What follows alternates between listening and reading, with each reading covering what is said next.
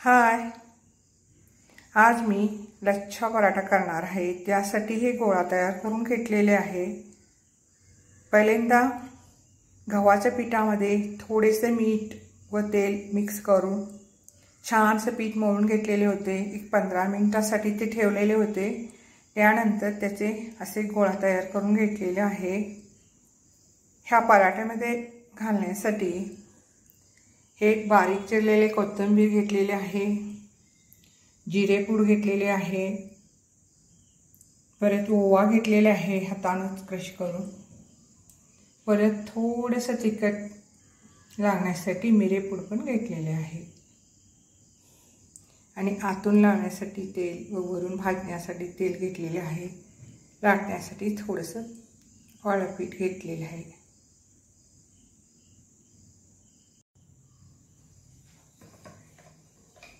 असे छानसे लाटून घेतलेले आहे।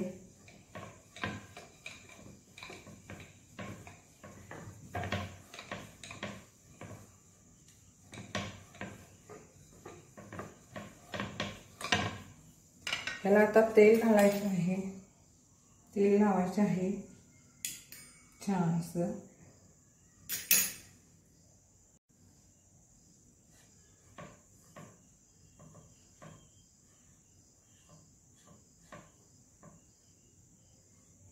असे ब्रशने तेल लावलेले आहे। ह्याच्यामध्ये ओवा घालायचा आहे, जिरेपूड घालायचा आहे, मिरी पावडर घालायची आहे थोडीशी, आणि नंतर लास्टला कोथिंबीर घालायचं आहे।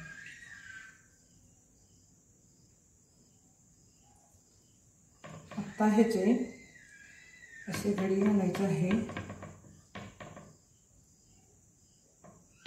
असे उलट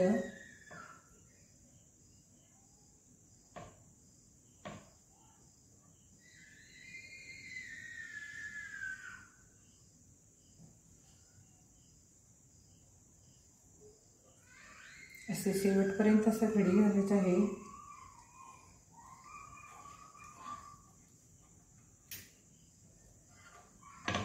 आता हे घडी घातलेले अतिशय हलक्या हाताने थोडंसं मोठं करायचं आहे, असे।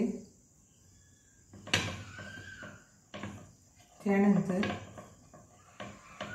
ह्याचे गोळा तयार करायचा आहे, असे व्यवस्थित।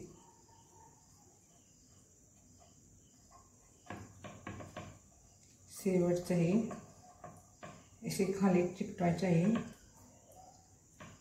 असं छानसं गोळा, असं प्रत्येक गोळा असं तयार करून घ्यायचे आहे। तेल लावून सुद्धा लाटू शकतो किंवा पीठ लावून सुद्धा, असे पीठ लावून सुद्धा आपण लाटू शकतो। अतिशय हळव्या हाताने लाटायचं आहे।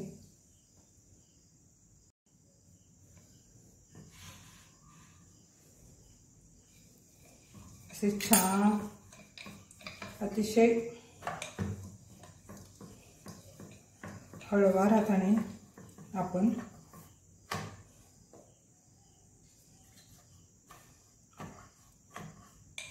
हे लाटून घ्यायचे आहे।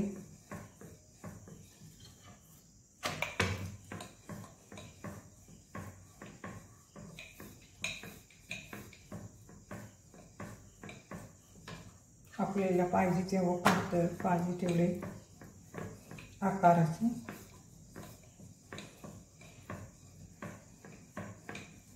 मी थोडंसं जाडं ठेवलेले आहे।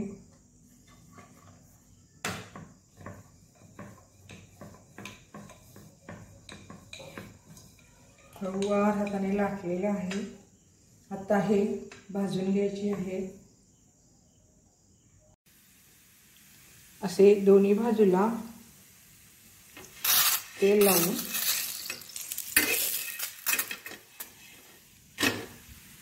असं छानसं भाजून घ्यायची आहे लालसर.